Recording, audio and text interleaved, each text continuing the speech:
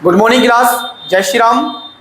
बेटा आज हम पढ़ने वाले हैं अनुच्छेद 20। ध्यान रखना बेटा, अनुच्छेद 20 और अनुच्छेद 22 पढ़ने वाले हैं। ध्यान रखना, अनुच्छेद 20 और 22 पढ़ने वाले हैं और ये भारत के हर नागरिक को पता होना चाहिए। भारत के हर नागरिक को पता होना चाहिए। ध्यान रखना बेटा, यदि आप लोग, ध्यान रखना, आप लोग समझदार हो, आज मुझसे पढ़ लो क्लास के अंदर। आप जितना हो सके इस बात को दूसरों तक पहुंचाना है आपके लिए, ठीक है।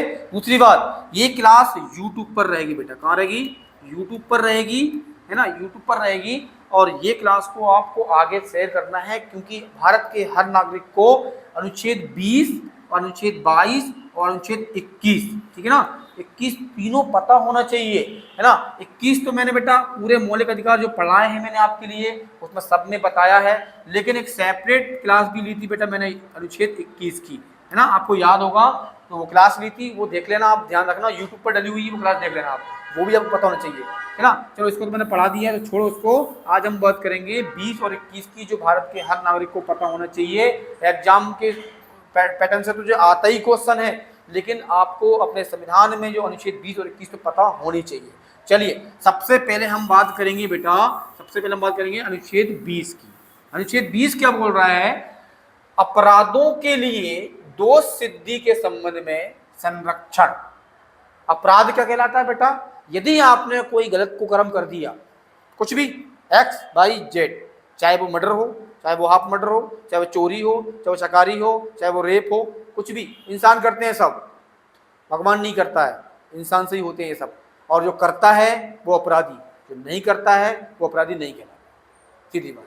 जिसके माथे पर रावण का वास है वो अपराधी है, जिसके माथे पर राम का वास है वो अपराधी नहीं है ना। रावण अपराधी था ना, तो जो रावण, जिसके माथे पर रावण थे ना, रामायण में रावण, उसका वास है, वो हमेशा अपराधी बनेगा, है ना। क्योंकि वो ज्ञानी तो बहुत था, लेकिन उसने किए अपराध थे, उसके कर्म अपराधी थे, है ना, मेरा बात को। और जिसने अपराध नहीं किया उसमें राम के गुण कहे जाते हैं मेरे हिसाब से, है ना। बाकी तुम समझदार हो ही, है ना बेटा। चलो, तो कहने का मतलब है अपराधी मतलब गलत कार्य करने वाला। वो मैंने आपको कैटेगरी बता दी है, रेपिस्ट हो, हत्यारा हो, हाफ मर्डर हो, लड़ाई हो, झगड़े हो, एक्स वाई जेड सब अपराधी कहलाते हैं।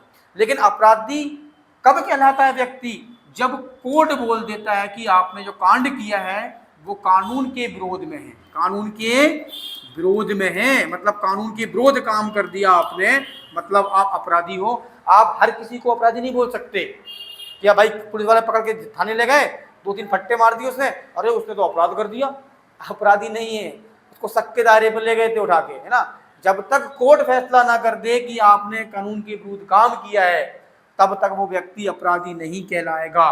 मैंने बहुत लोगों के मुंह से, मैंने खुद ही सुन लिया, पुलिस पकड़ के ले गई, उसने पता कौन सा कांड कर दिया। अरे भाई पुलिस ले गई तो उतना कांड थोड़ा कर दिया, कोर्ट ने बोल दिया कि अपराधी है, कोर्ट ने सिद्ध कर दिया नहीं। जब तक कोर्ट सिद्ध नहीं करेगा तब तक वो अपराधी नहीं कहलाएगा। ये बात तुम्हारे माथे में घुसोड़ ली हो, है ना। अपराध कौन बोलेगा? कोर्ट बोलेगा। और यदि कोई व्यक्ति को, है ना, कोर्ट ने अपराधी बोल दिया तो उसके बारे में जो संरक्षण है ना, सिद्ध होने पर मतलब कोर्ट ने बोल दिया, सिद्ध कर दिया, तो उसके लिए संरक्षण क्या क्या है हम ये पढ़ने वाले हैं आज की क्लास में, ठीक है। चलो, संरक्षण क्या है बेटा, है ना। यदि किसी व्यक्ति ने, और वो अपराधी बन गया, क्या बन चुका बेटा? कोर्ट ने उसको अपराधी बोल दिया, मतलब वो ये तूने संविधान के विरोध में काम किया, तू अपराधी है ना। यदि व्यक्ति अपराधी बन गया, सजा कब मिलती है? अपराधी बनने पर। कोर्ट निश्चित करता है कि आपने अपराध किया है, गवाहों के सबूत के हिसाब से अपराधी बन गए हो, अब आपके लिए सजा मिलेगी, है ना। सजा उसी को मिलती है जो अपराधी होता है। जब तक सजा नहीं मिलेगी तब तक आप अपराधी घोषित नहीं हो जाओगे। कोर्ट ने बोल दिया आप अपराधी हो, है ना, और आपको क्या मिलेगी बेटा? फिर सजा मिलेगी। क्या मिलेगी? फिर सजा मिलेगी, जो कोर्ट निर्धारित करे। जो आपने कांड किया है उसके हिसाब से कोर्ट आपको सजा देगा। सिंपल सी बात है ना बेटा। आप बड़े बड़े कांड भी कर लेते हैं, कोई छोटा सा कांड करता है, तो कांड के हिसाब से सजा मिलेगी, है ना। और अपराधी सभी कहलाते हैं, छोटे कांड वाले, बड़े कांड वाले, सरकार की नजरों में अपराधी है। और जघन्य मतलब बहुत बड़ा अपराध कर दिया तो मृत्यु, फांसी की सजा। अपराधी है तो फिर सजा का डिवाइडेशन किया गया है ना। मेरा एक कहने का मतलब ये है कि आपको संरक्षण क्या मिलता है अनुच्छेद 20 के अनुसार। कोड संविधान में लिखा है यदि एक व्यक्ति ने एक अपराध किया है, क्या किया है बेटा, एक अपराध किया है, एक अपराध उससे हो गया है, तो उसको एक बार सजा मिलेगी। क्या मिलेगी बेटा, एक बार सजा मिलेगी, ये ध्यान रखना।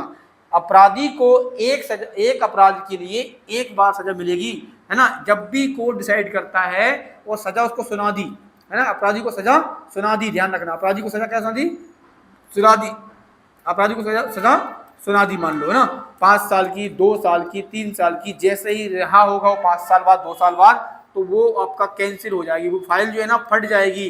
क्यों, क्योंकि उस जो अपराध उसने किया था उस अपराध की सजा वो व्यक्ति जेल भोग कर आ गया है, वो अपराध उसका वहीं कैंसिल हो जाएगा। मतलब उसने जो अपराध किया था उसकी सजा एक बार उसको मिल चुकी है ना। ऐसा नहीं को फाइल पड़ी रहेगी, बेचारा वो निकल के आया 1 साल बाद पकड़ लिया, करे तूने वो अपराध किया था, चल जेल।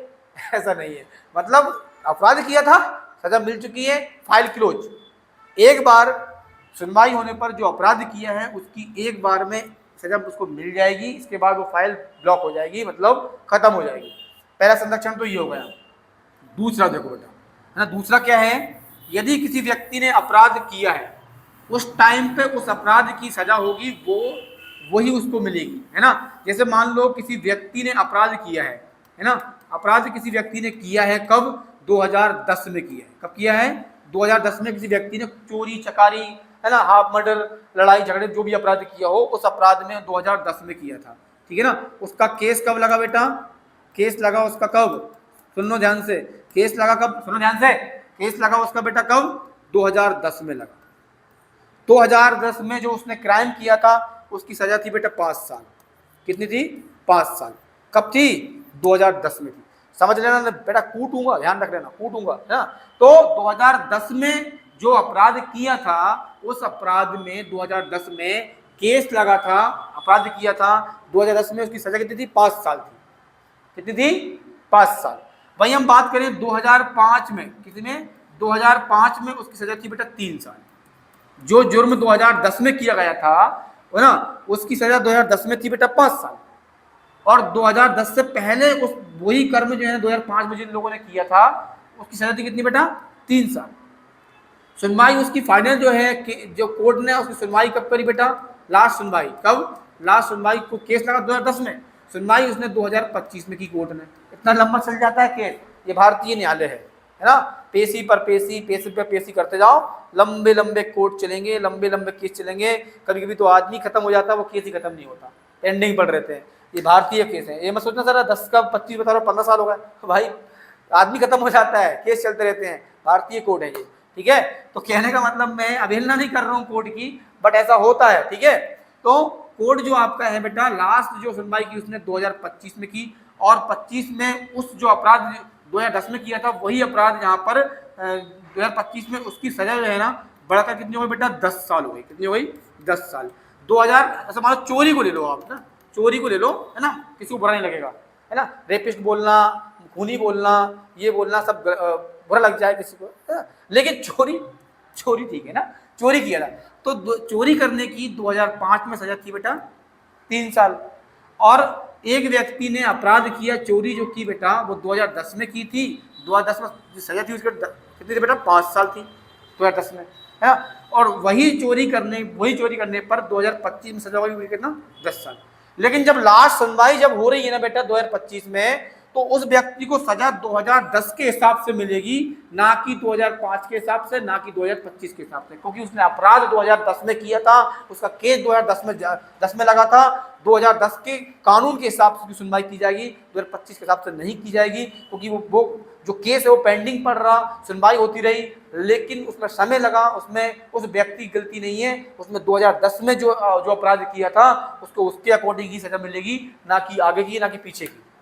क्लियर है बेटा, ये आपका 2 बोलता है, क्या बोलता है, अनुच्छेद 2 बोलता है, अनुच्छेद 20 का 2 बोलता है। पहले में क्या बोलता है, पहले में क्या बोलता है बेटा, एक बार जो कर्म किया है, अपराध किया है, उसकी एक बार सजा मिलेगी आपको, फाइल क्लोज हो जाएगी। दूसरी बार जो व्यक्ति ने जिस टाइम पे जो अपराध किया था उस टाइम में कानून में जो सजा होगी ना उसी के हिसाब से सजा मिलेगी, ना कि आगे की ना कि पीछे की। चलिए अब हम तीसरा देख लेते हैं बेटा। तीसरा क्या है बीच में, अनुच्छेद 20 में, अनुच्छेद 20 में जो है तीसरा है बेटा ना, 20 में अनुच्छेद 20 में जो तीसरा है ना बेटा, वो तीसरा देख लेते हैं। तीसरा क्या है बेटा, स्वयं के विरुद्ध, स्वयं के विरुद्ध गवाही नहीं चलेगी, गवाही नहीं चलेगी, ये ध्यान रखना, गवाही नहीं चलेगी। यदि कोई व्यक्ति चाहे वो अपराधी हो चाहे नहीं हो, वो अदालत में जाकर तो यही बोलेगा ना, साहब मैंने चोरी नहीं करी, मैंने हत्या नहीं करी, तो यही बोलेगा, है ना। तो और या फिर वो बोल दे कि हाँ साहब मैंने किया था, तो वो भी नहीं चलेगी। मतलब स्वयं व्यक्ति खुद बोले हाँ भाई मैंने किया था, तो भी कोर्ट नहीं मानेगा, और यदि स्वयं व्यक्ति बोल रहा है कि मैंने नहीं किया, तो भी कोर्ट नहीं मानेगा। मतलब जिस वो व्यक्ति अपराधी है, अपराध के लिए खड़ा हुआ है कटघरे में, उस व्यक्ति की कोई भी गवाही नहीं चलेगी, चाहे वो हाँ करे चाहे ना करे, हाँ करे ना करे, हाँ करे ना करे, कोई गवाही नहीं, ठीक है ना। गवाही चलेगी दूसरे व्यक्ति की, समझ रहे हैं बात को, गवाही उसकी स्वयं की चलेगी। इसीलिए बोलते हैं बेटा, आप जो भी व्यक्ति कटघरे में खड़ा हुआ है अपराधी के रूप में, उसकी गवाही चाहे वो हाँ करे चाहे ना करे, उसकी कोई गवाही नहीं चलेगी। इसीलिए कभी पुलिस पकड़े, ध्यान रखना, कभी भी पुलिस पकड़े, कभी भी किसी व्यक्ति को पुलिस पकड़ ले ना, तो डायरेक्ट जाके मारने कूटने से पहले बोल दो हाँ साहब मैं जो हूँ मैंने किया है वो काम। क्यों? क्योंकि आप जेल जाओगे। आपने जेल में क्या बोल दिया, पुलिस ने आपको जैसे ही ले गए तो उठाया हाथ, तड़ मार रहा है, वो मार रहा है, आप बोल रहे हैं नहीं साहब मैंने नहीं किया, मैंने नहीं किया, वो और मारेगा, नहीं किया वो और मारेगा। मतलब वो मारता जाएगा, क्योंकि उसको बोलना है कि भाई तू बोल हाँ किया था, वो तो बोल पाएगा हाँ बोल किया था, साइन कर। तो भैया इतना पिटना ही क्यों, बोल दो साहब हाँ मैंने किया था, एक सपाटा भी नहीं मार पाए कल, हाँ साहब मैंने चोरी की थी, हाँ साहब मैंने किया था, बोल दो। क्योंकि जब अदालत में आप जाओगे ना, अदालत में स्वयं आप हाँ करोगे, है ना, तो वहां जाके बोल दो हाँ करने के बाद कि साहब ये मुझे जो है ना मार रहे थे बहुत ज्यादा, मैंने डर के मारे बोल दी, मैंने करो नहीं कहीं भी, मतलब वहां जाके पलट जाओ। क्यों भाई, आपने किया ही नहीं है ना, जब किया नहीं तो डरना नहीं, सीधी बात। यदि आपने नहीं किया और पुलिस वाले के सामने आप बोल रहे हो कि हाँ साहब मैंने नहीं किया, तो वो तो मारेगा भाई, इसलिए वहां कर दो हाँ, है ना, दिमाग से हाँ कर दो। वहां पर अदालत में बोल दो साहब ये मुझे मार रहे थे, धमका रहे थे, डांट रहे थे, चिल्ला रहे थे, मुझे डर लगा, मैंने हाँ कर दिया, मैंने कोई गुनाह नहीं किया।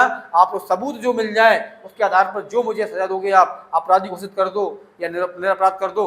मैं कोर्ट की इज्जत करता हूँ, कोर्ट मेरे लिए मंदिर है, कोर्ट मेरे लिए भगवान है, कोर्ट जो डिसाइड करेगा वो कर लो। लेकिन मेरे हिसाब से जो मैंने हाँ लिखा है वो मेरी मारपीट ना हो मेरे साथ, मुझे डरा रहे थे, धमका रहे थे, इसीलिए मैंने हाँ कर दिया है, मैंने कोई अपराध नहीं किया है।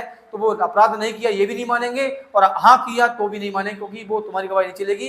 दूसरा कोई गवाह आता है उसने हाँ कर दिया तो सजा हो सकती है। इसीलिए भैया बोल दो, आप मंदिर में देवता बैठे हो साहब, मैं सम्मान करता हूँ कोर्ट का, न्यायपालिका हमारी स्वतंत्र है, हम देश के नागरिक हैं, संविधान का सम्मान करना हमारा फर्ज है, आप जो डिसाइड करोगे वो मेरे लिए मंजूर है। लेकिन मैंने ये पुलिस वाले मुझे मार रहे थे, डरा रहे, धमका रहे थे, इसीलिए मैंने हाँ कर दिया है। तो ये वहाँ पर बचत हो जाएगी आपकी, ये वहाँ पर कैंसिल हो जाएगी, कुछ नहीं होगा, ठीक है। ये 3 बोलता है बेटा। तो अनुच्छेद आपका जो 20 है, 1, 2 और 3 आपको स्वतंत्रता दी है, तीनों में एक बार में एक सजा मिलेगी, इसमें आपके लिए एक बार में एक सजा मिलेगी, जिस टाइम पे किया उस टाइम की मिलेगी। तीसरा, आपकी गवाही नहीं चलेगी, आपकी गवाही नहीं चलेगी, चाहे हाँ कर चाहे ना कर, चाहे हाँ कर चाहे ना कर। चलिए नेक्स्ट की हम बात करेंगे बेटा। नेक्स्ट आपका है अनुच्छेद 22 में ना। अनुच्छेद 22 क्या बोलता है बेटा, अनुच्छेद 22 क्या बोलता है, कुछ दशाओं में गिरफ्तारी और निरोध में संरक्षण। कुछ दशाओं में गिरफ्तारी और निरोध संरक्षण। जब भी पुलिस वाले आपको पकड़ने आए तो आप जो है ना पहला पॉइंट पूछ सकते हो, मुझे किस जुर्म में गिरफ्तार किया जा रहा है, गिरफ्तार किया जा रहा है, मैंने जुर्म क्या किया है, किस गिरफ्तार किया जा रहा है, मैंने जुर्म क्या किया है, किस अपराध में मुझे गिरफ्तार किया जा रहा है, ये पुलिस वालों से पूछ सकते हो आप। यदि आप अपराधी नहीं हो, जघन्य अपराध नहीं किया, तो पुलिस वाला आपको पकड़ेंगे नहीं, पहली बात तो, है ना। यदि वो पकड़ रहे हैं तो पूछ सकते हो, आपके पास वारंट है, किस जुर्म में पकड़ रहे हो भाई, मैंने कुछ किया ही नहीं है, समझो। और आप अपराधी हो तो खुद भागोगे तुम तो, लेकिन आप अपराधी नहीं हो तो घर में बैठो और आए तो भैया वारंट दिखाओ, मैंने कोई नहीं किया, कुछ नहीं किया, है ना। तो मतलब आप गिरफ्तारी का कारण पूछ सकते हो पुलिस वालों से। पहला क्या है बेटा, गिरफ्तारी का कारण पूछ सकते हो आप, है ना। पुलिस वालों से वारंट ले सकते हो, भैया मुझे वारंट दिखाओ, आप क्यों जुर्म मुझे गिरफ्तार कर रहे हो, जुर्म बताओ मुझे, ऐसा आप पूछ सकते हो अनुच्छेद 22 के 1 के अनुसार। अनुच्छेद 22 के 1 के अनुसार आप जो है ना गिरफ्तारी का कारण पूछ सकते हो कि मुझे गिरफ्तार क्यों किया जा रहा है पुलिस वाले से, है ना। यदि पुलिस वाले फिर भी नहीं माने, ठीक है। दूसरा पॉइंट, गिरफ्तार कर लिया 24 घंटे के अंदर, किसके अंदर, 24 घंटे के अंदर आप न्यायालय में पहुंचाओ, ठीक है ना। ऐसा बोलो उनसे, पुलिस वाले खुद पहुंचा देते हैं वैसे तो, 24 घंटे के अंदर आने जाने के समय को छोड़कर, आने और जाने के, अपने घर से ले गए और थाने ले गए, है ना, और यदि कोर्ट ले जा रहे हैं तो जहां से निकले और वहां पहुंचने, ये समय को छोड़कर 24 घंटे के अंदर उसको अदालत पहुंचाना होगा। किसको बेटा, थाने के टीआई को पहुंचाना होगा, ये ध्यान रखना है। क्या रखना है बेटा, यदि देखो पहली बात तो गिरफ्तार करने जा रहे हैं तो आप कारण पूछ सकते हो, पुलिस वाले फिर भी नहीं मान रहे हैं, शक के आधार पर लेके आ रहे हैं, तो आप उनसे बोलो कि 24 घंटे के अंदर अंदर मुझे आप न्यायालय में पेश करो, वहां से आपको क्या मिल जाएगी बेटा, जमानत मिल जाएगी। क्योंकि न्यायालय में पेश करने के बाद क्या होता है, जज साहब पहले सबूत देखते हैं कि व्यक्ति को है कुछ है क्या नहीं है ना, उसको क्या देते हैं बेटा, बेल दे देते हैं। क्या देते हैं, बेल, अग्रिम, है ना, सॉरी बेल दे देते हैं। क्या देते हैं, बेल, इसमें बेल बोलेंगे ना, बेल दे देंगे आप, ठीक है। क्या देंगे बेटा, बेल। जो मेरे मुख से अग्रिम निकला था ना बेटा, अग्रिम तब लगाई जाती है जब आपको पता है कि मेरे को पुलिस वाले जो है ना पकड़ने आ रहे हैं, है ना, तो आप किसी व्यक्ति को भेजकर वहां पर अग्रिम जमानत, मतलब पहले ही जमानत ले लो आप, ताकि पुलिस वाले आपको घर से ना ले जाए। वो अग्रिम जमानत होती है, मतलब आपको पता पड़ रहा है कि पुलिस वाले मुझे लेने के लिए आ रहे हैं, है ना, और आप पहले ही जाकर कोर्ट में जाके बोल दो, या आपके आसपास में कोई भी ऐसा केस हो गया है जिसमें पुलिस वाले आपको शक के आधार पर लेना चाह रहे हैं, तो आप जाकर वहां बोल दो भैया कि मुझे अग्रिम जमानत चाहिए, सीधी बात है, क्योंकि मुझे ऐसा संदेह लग रहा है मुझे पकड़ने वाले हैं। संदेह के आधार पर आपको लगे कि आपको पकड़ सकते हैं पुलिस वाले, या आपको पता लग गया कि आ रहे हैं, तो आप कोर्ट जाकर पहले ही जमानत ले लो, भैया कि मुझे अग्रिम जमानत चाहिए, है ना, मुझे अपने आप को प्रूव करने की जरूरत है, मैं अपराधी नहीं हूँ, मुझे पुलिस वाले मुझे घसीट रहे हैं, है ना।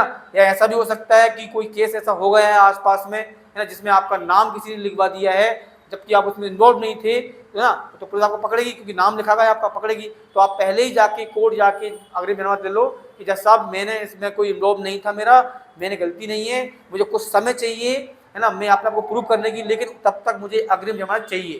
तो जज साहब आपको अग्रिम जमानत देंगे, क्योंकि कोई अपराधी डायरेक्ट अदालत नहीं जाता है। यदि आप गए हो तो ट्रस्ट होता है कि आप व्यक्ति खुद चल के आया है अग्रिम जमानत के लिए, तो वो निर्दोष व्यक्ति है, अपने आप को प्रूव करने के टाइम दिया जाएगा, है ना, वो होती है अग्रिम जमानत। लेकिन यहाँ पर क्या होता है बेटा, 24 घंटे के अंदर अपराधी को, है ना, थाने से अदालत पहुंचाना होता है, और यदि नहीं ले जाते हैं पुलिस वाले तो आप उनसे खुद मांग कर सकते हो कि भाई मुझे 24 घंटे के अंदर आप अदालत में पेश करवाओ, ताकि मैं अपनी जमानत ले सकूं। तीसरा आपका बेटा है, आपको आपके पसंद का वकील करने की, किसका बेटा, वकील करने की, है ना, अधिकार है वकील करने का। आपको मनपसंद जो वकील है आपका, जो भी आपके लगता है कि वो कानून का ज्ञाता है आपकी नज़रों में, ना, आपकी नज़रों में जो भी कानून ज्ञाता वकील होगा, आप उससे जो भी है परामर्श कर सकते हो अपने के लिए, है ना, ये सब चीज़ें। तो 3 आपके यहाँ मिल जाते हैं। पहला, गिरफ्तारी का कारण पूछ सकते हो आप। दूसरा, 24 घंटे के अंदर आपको जो है ना अदालत में पेश करना होगा जो भी आपको गिरफ्तार करके ले गया है। तीसरा, आप जो है ना क्या कर सकते हो बेटा, अपने मनपसंद वकील से आप बात कर सकते हो, ऐसा अनुच्छेद आपके 22 में लिखा हुआ है, ठीक है ना बेटा। एक और बेटा, अनुच्छेद 22 के खंड 4, 5, 6, इनमें क्या है बेटा, एक पुलिस को एक अधिकार दिया है ना, पुलिस को एक अधिकार दिया है अनुच्छेद 22 में। किसमें बेटा दिया है, अनुच्छेद 22 में जो है ना आपका 22 के खंड 5, 6, 4, है ना, इनमें क्या है, पुलिस को अधिकार दिया है कि पुलिस शक के आधार पर, किसके आधार पर, शक के आधार पर किसी भी व्यक्ति को गिरफ्तार कर सकती है। शक के आधार पर किसी भी व्यक्ति को, शक के आधार पर 25 लोगों में शक के आधार किसी भी व्यक्ति को पुलिस जो है ना बेटा, पुलिस शक के आधार पर गिरफ्तार कर सकती है, शक के आधार पर गिरफ्तार कर सकती है। यदि पुलिस को लगता है कि ये व्यक्ति जो है ना कोई गलत कांड करने वाला है, किसी को मारने वाला है, किसी को ठोकने वाला है, किसी को जान से मारने वाला है, तो उसको शक हो जाए ऐसा, या किसी से पुलिस ने बोल दिया कि किसी को मारने वाला है, तो पुलिस जो है ना शक के आधार पर उसको बचाने के लिए जो है ना, अपराध करने से बचाने के लिए उसको गिरफ्तार कर सकती है। ये पुलिस को ना अधिकार है ना। गिरफ्तार उसको पुलिस क्यों कर रही है बेटा, अपराध करने से रोक रही है, अपराध करने से रोक रही है, ना कि उसको सजा दे रही है ना, रोक रही है। ये बेटा क्या होता है, निरोध। क्या होता है, निरोध मतलब रोकना, निरोध मतलब रोकना, निरोध मतलब रोकना। मतलब किसी व्यक्ति की खबर पुलिस के पास पहुंच गई है कि फलाना व्यक्ति फलाने को मारने वाला है, जान से मारने वाला है, XYZ, जान से मारने वाला है XYZ, ठीक है ना, जान से मारने वाला है XYZ, ठीक है, ऐसा करने वाला है। तो क्या होता है बेटा, जान से मारना, ऐसी खबर पहुंच गई पुलिस के पास ना, खबर पहुंच गई, या फिर किसी ने शक दे दिया, या फिर खुद को शक हो गया कि ये व्यक्ति किसी को मारने वाला है, तो पुलिस उस व्यक्ति को गिरफ्तार कर सकती है ना। अनुच्छेद 22 के खंड 4, 5, 6 के अनुसार निरोध के आधार पर उस व्यक्ति को गिरफ्तार कर सकती है ना। गिरफ्तार क्यों कर रही है, क्योंकि उस व्यक्ति को अपराध करने से रोकना है, ना कि सजा देना है ना। मतलब जिससे राज्य की व्यवस्था ही बनी रहे, शासन व्यवस्था ही बनी रहे, और जो जनता के लिए जो व्यवस्था है बनी रहे, किसी में दिक्कत ना आए, इसीलिए वो व्यवस्था करने के लिए उस व्यक्ति को गिरफ्तार करती है। उसमें दो फायदे होते हैं, जो व्यक्ति जन व्यवस्था है ना वो भी ठीक रहेगी, दूसरा वो व्यक्ति जो मारने वाला है किसी को, उस व्यक्ति पर जो अपराध वाला कांड लगने वाला है वो नहीं लगेगा, सजा नहीं होगी उसको, है ना। लेकिन पुलिस ऐसे व्यक्ति गिरफ्तार करती है तो 3 महीने का समय रहता है उसके पास, 3 महीने तक वो जेल में उसको रख सकती है, 3 महीने तक उसको जेल में रख सकती है, 3 महीने के बाद नहीं रख सकती ना, 3 महीने के बाद नहीं रखती, मैक्सिमम कितना, 3 महीने तक। यदि किसी व्यक्ति को शक के आधार पर पुलिस ने गिरफ्तार किया है तो उसको मैक्सिमम 3 महीने तक जो है ना रख सकती है पुलिस, इसके बाद नहीं रख सकती, छोड़ना पड़ेगा।